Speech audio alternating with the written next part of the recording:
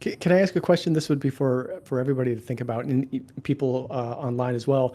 So Leo earlier had mentioned the idea of digital blackface, which is there's a really great article in Teen Vogue by Lauren Michelle Jackson about this concept of basically using a kind of exaggerated expressions on Black men and even more often women to kind of convey some sort of exaggerated performative emotional reaction to something that has happened.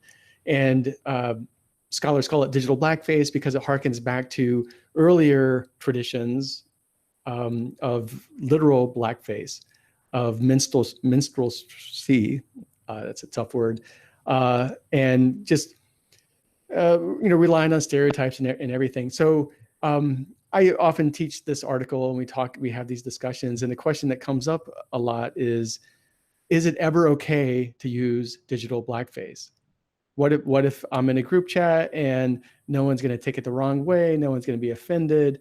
Is it ever okay to use a stereotype of like an angry Black woman in a animated GIF or image macro to convey, some sort of reaction I'm having to something that's happened in my life?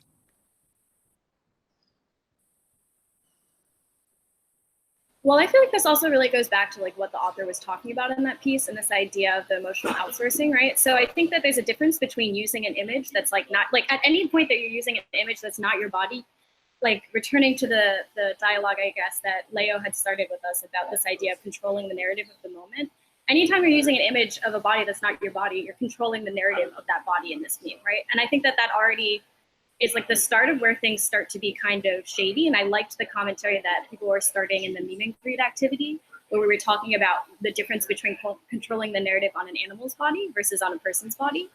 But I think that it gets extra complicated and extra prone to be really harmful when we think about these like historical contexts and this idea of how we apply it in an emotional context. So if we're using this to talk about something and to put this persona on somebody else, that's sort of like an extra layer of impact that I think that makes it like much more prone to be a problem than if we were just doing something that, like using an image of somebody that would be doing exactly what we would say anyways, and it's just another person's body doing that reaction. Yeah. Any other thoughts about is it ever okay or to use digital blackface? I'm probably asking the question the wrong way because of the way I'm phrasing it, no one really wants to say yes. But I mean, are there cases where that kind of representation wouldn't raise as many flags or something? I don't know. So comments on the chat. Sorry. Go ahead. Just a quick on the YouTube live. The chat's happening quite actively there as well. And so someone just piped in and said, like, just best to be cautious, but difficult when something that goes viral is already that. And so whether you share that or not, right? So that was a complication that somebody brought up there. I mean, this is why I've switched almost exclusively to animals. Penguins and dogs and cats. Although, that's not exactly not unproblematic either. But I have definitely become more conscious of whose body I'm claiming to kind of use to express my own emotions. Well, something that I think is kind of interesting is when I told my mom about this course happening and I was trying to get her to contribute in the meet and greet activity, which I think is coming soon, so everybody keep checking back. She asked me if, what's that, Bitmoji? She asked me if Bitmoji counted as a meme. And I told her that she should talk about that in that space because it's kind of interesting, like when we're creating this like digital persona in that app and you're creating your face, like does that evade the problems that come from digital blackface? Because like if we're now constructing our own face and body and what we think it to be like reacting of our own emotions, is that different than using, somebody else's body or somebody else's mind? Mm-hmm. And Leo, I think you were going to jump in too. I would add, I suspect it's always problematic. I mean, listen, it's transgressive heck from a copyright point of view to even to make memes and to use images without permission, you're already committing some sort of transgression, right? Of course, when it's someone you are politically opposed to and you're kind of ridiculing, you catch someone, I don't know, someone famous you really dislike picking their nose or in a particular, I mean, the media does that with photography anyways, right? But of course we're doing it without any kind of rights or permissions over anything. So it's already kind of a transgression. Now, we don't want to go down the slippery slope of transgression and saying it's all fair game. I think in the end, what we post and what we share and what we create speaks volumes about ourselves. And I think we need to be careful. If we have a pattern of doing something, I think we should reflect upon why that is a pattern. If we occasionally share a popular meme that has a person of color or a trans person or gendered person or whatever, then we need to. I mean, I think it's probably okay, but we want to avoid the pattern and maybe reflect upon why we're doing this and think about what is our own record of online sharing, creation, and practice. And I think that helps. One of the classic memes I've never felt comfortable creating or playing with or sharing is the one of the teacher who's kind of Asian and she's talking and it's always because I always felt it was saying she was dumb and therefore I never felt comfortable with that idea. Condescending Wonka doesn't ridicule Wonka, it ridicules the subject matter, right? So some things point towards the subject matter of the meme, some point away. I think that might be one way to helpfully negotiate this. I mean, Yeah, that's a really good point. I was talking with a few people about the condescending Wonka, and they didn't even realize that that was Willy Wonka, Gene Wilder playing Willy Wonka. And it's totally decontextualized from its source, and it still conveys its power. But I like the idea of who is the target of the meme? Is the target the object or person or whoever's in the meme, or is it some other exterior source? And I actually wondered, this would be a pretty interesting question for folks online and for us here. Like, are there other memes that you just feel a little bit hesitant about using? Was there ever a meme that made you stop and like, no, I'm going to swipe past that one and use this other one? I recently used uncritically, and as soon as someone pointed it out, I took it down right away. I used uncritically the one of the young man kind of rubbernecking at the other girl while he's walking on the street. I used that one, and the moment somebody pointed it out, I knew I was absolutely wrong, and just took it down and apologized publicly. These things happen, right? Sometimes sometimes we don't think things through, and it's okay to recognize when we do that. And I think it's important what we do when we mess up. Mm-hmm. So that's my. Yeah, for me, one of the ones I'm a little uncomfortable with is the success kid, which is the baby toddler who has a fistful of sand. It was a real baby photograph that his parents had posted to Flickr, and it just kind of took on a life of its own. And there's a long backstory there, and how his parents tried to they started suing people who were using it, and they tried to license the image and everything. It became really complicated. But I feel like every time someone uses that, they're basically exploiting someone's baby. And it was, as someone with kids, hopefully as someone without kids will also feel the same way. Like, you probably shouldn't be exploiting, a 18-month-old like that. I don't know. Are there uncomfortable memes? I think the distracted boyfriend I think has if I already could- been mentioned, but I've been part of a couple conversations where people were called out, and this is being discussed on the chat as well, people being called out for using it. Even though it says so much, as you can see in the course video, it's uncomfortable. Ariana, I think you were going to say something. Sorry. I think it was actually Sarah, but I could go after. Oh, sorry, that was, yeah. But I was just gonna talk about the one that is used a lot in like conservative circles, I think mainly like the NPC, they're like gray people. I don't really know like what they're called, but I think like definitely that makes me uncomfortable, like mostly because there's like this like underlying context I don't get, and like being with people, being in like this circle that I don't necessarily agree with, um, or like don't understand really like where it came from, or what they mean by that. Um, that's one that I've like seen on like weird subreddits. And it definitely goes along with like the MAGA, like menemist kind of circles. That's very strange, and I like don't really get it all, and I just like try to stay away from them from those memes. The last thing I was going to say is I was going to raise a comment that came up in the chat, which said, I'm uncomfortable if I'm not sure of the original content. And I feel like that's a rule that maybe we could almost universally apply as sort of something to try and go by and see how that works for our meeting. Mm-hmm. Where do stock photos lie in that? Because some stock photos are really problematic. This is really interesting to me, and actually it reminds me of the conversation that we've had in Dr. Mark Sample's classes a bunch of times about the Siri model, or not the Siri model, like the Siri voice actor. And so the Siri voice actor now is like a completely well-known voice. Like if you hear her speaking, you just think Siri is talking to you, because that's how much it's just her voice that she's sold off to like Apple for all of their products.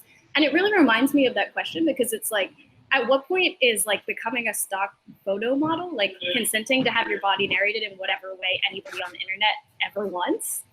I don't know, but that's really scary to me. And I don't know that people that are taking stock photos know that when they sign up for that. So right. I don't know where that falls. and actually the actors who are in the distracted boyfriend, you can go to, what's the big stock photo site?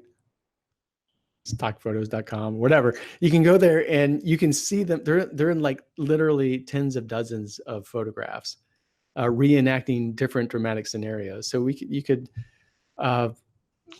yeah, it can become problematic there. So that was something I was thinking about whenever Leo was sharing the memes from his course, and he was showing the ones that students had made, I think in the critical meme discourse. Digital media criticism. Yeah. There we go. And I was wondering that because I was thinking about the All Lives Matter image, and I'm wondering, are those images, is that an image of students in your class, or is that an image people found online? And like what other models exist for doing that? So we talked about obviously the idea of like actually using your own photos and images and how that gets around some of the problems. But I'm also thinking about the model that maybe like, I'm thinking of Reductress, and they're not necessarily a meme, but the way that they use their main like featured image with the title. The title of it is very meme-like, right? So people oftentimes will screenshot as a meme just the like very blocky title text with the featured image. And how that's actually a bunch of people who work at Reductress who agree to be featured in these images, and whether there's some kind of model that would allow for us to acknowledge consent in a more meaningful way, like, oh, you can use my image for this thing that is clearly not actually what I'm talking about, but I'm acting here. I'm putting on a face that would represent this type of person you're describing. Again, I think the very nature of the genre is about capturing things that were not intended to be made for that, right? I mean, just stripping out of context or grabbing a particular facial expression or a little bodily movement or a little reaction or a little dance or a little something, right? That then becomes, I don't know, excites the imagination in a way, speaks to a moment in a way that people want to repurpose and reuse, and they find a versatility in it. So I think, if we try to, I think in general, in my own practice or in my own thinking about it, I think the kind of guideline of punching up rather than punching down might be a good way to proceed if you're kind of trying to, again, the tone and attitude towards the subject matter. Are they a historically marginalized or underrepresented group or gender, or is it someone who's way up high and you actually want to ridicule? And again, then that becomes a political act. It becomes an act of protest. It is a testing of certain civility rules, right? So these are, I mean, it's a phenomenon, right? Then we need to kind of think about it, and I don't know, keep refining our practice, hopefully ethically. Yeah, I mean, agree. I think that's one of the main points of this course is to get people to think, before they press send or share or whatever about these memes. The punch up, punch down distinction, I like that, and it also makes me think sometimes you can also punch up by leaning down on some other people as well. So that that's important to keep in mind too. So I went to memegen.link, which is online, one of those meme generator sites. And of course, it's not my computer's hanging up here. Not responding. Can you hear me still? Yeah. Okay. Because the rest of my computer is not responding. So we'll scratch that idea, but I thought it'd be interesting to go to memegen.link. Maybe someone else could throw this up on the screen. And you can look at examples, click the examples link, and you'll see they're like the most recently used memes. And I think it's pretty instructive to look at what some of the popular memes are right now, where some of the popular image macros are right now. And if they're coming from popular culture, this kind of shared popular culture that we all have, like how many office memes are there? Are they coming from more obscure references? Are they more problematic references? Here, I think we have it, right? Yeah. So if y'all look at that, the first 9 or 12 or whatever images, do you see any patterns? Do you see any interesting things to point out here?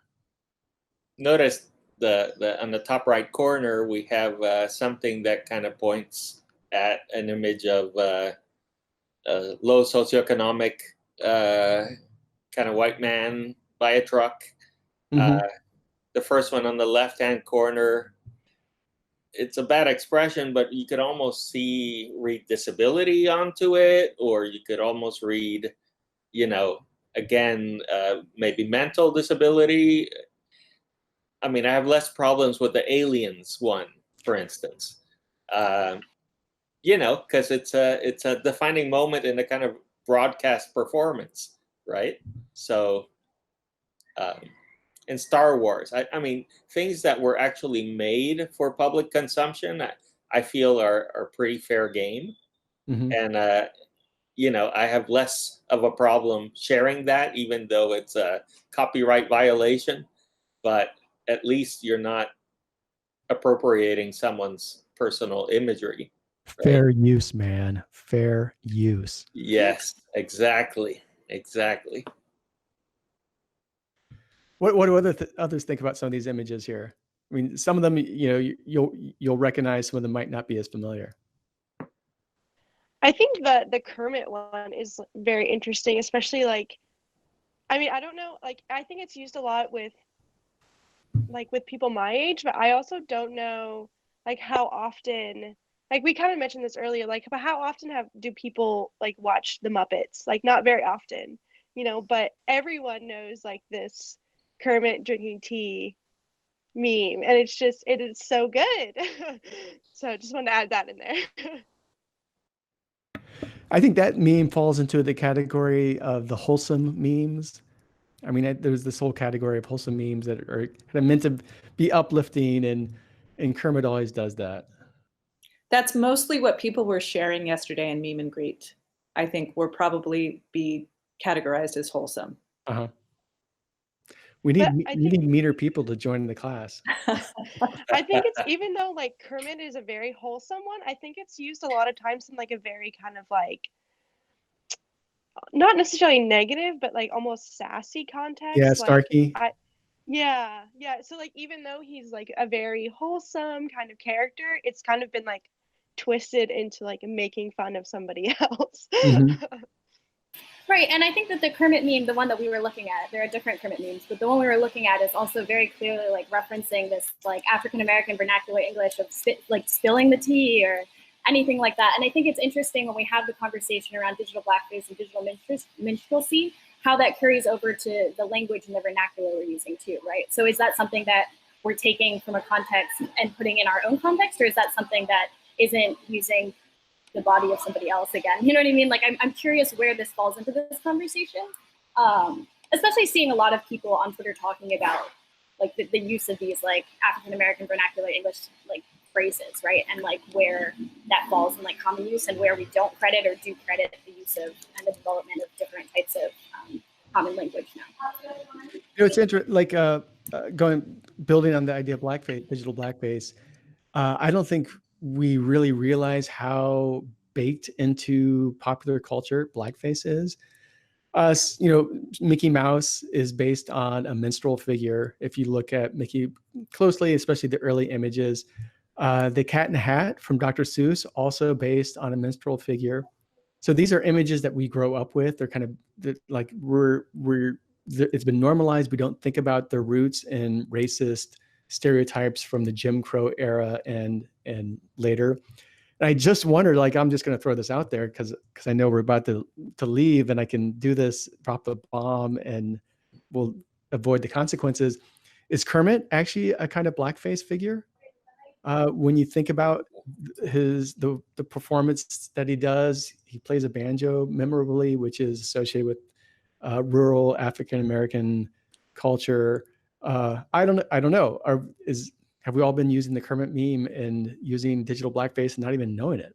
So I am just going to let you drop mic there, and kind of we'll see what happens on the internets and around that conversation. But we are coming up on the hour here, and I'd like to thank everybody who took part in this, both in this live hangout and those of you watching and having a great discussion in other spaces as well.